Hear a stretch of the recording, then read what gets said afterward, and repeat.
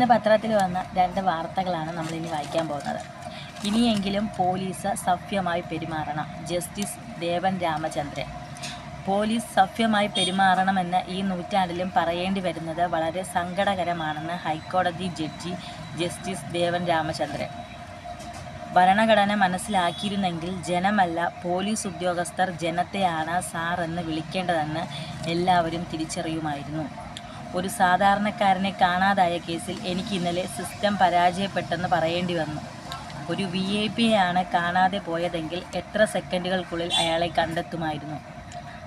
സാധാരണക്കാരൻ എന്ന വാക്ക് ഉപയോഗിക്കുന്നത് തന്നെ തെറ്റാണ്. സാധാരണയിൽ കവിഞ്ഞ് ഒന്നും ഇവിടെയില്ല എന്നും അദ്ദേഹം ഓർമ്മിപ്പിച്ചു. ഇത് വേറൊരു വാർത്ത കൂടെയുണ്ട്. നല്ല കമ്മ്യൂണിസ്റ്റുകാരോട് ചിരിക്കണം, ഇടതു സഹയാത്രികരെ കെട്ടിപ്പിടിക്കണം. സതീശൻ. നല്ല കമ്മ്യൂണിസ്റ്റുകാരെ കണ്ടാൽ ചിരിക്കണം, അവർ UDF-നാണ് വോട്ട് ചെയ്യുക.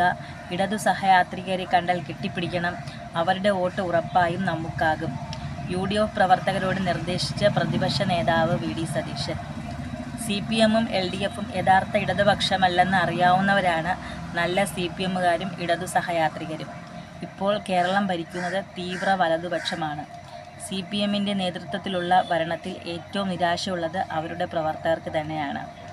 കേരളത്തിൽ ഭരണം മാറണമെന്ന് UDF-നേക്കാൾ ആഗ്രഹിക്കുന്നത് നല്ല CPM-കാരായ സഖാക്കൾ തന്നെയാണെന്ന് പുതുയുഗ യാത്രയുടെ ഉദ്ഘാടന സമ്മേളനത്തിൽ KC വേണുഗോപാലും പറഞ്ഞിരുന്നു.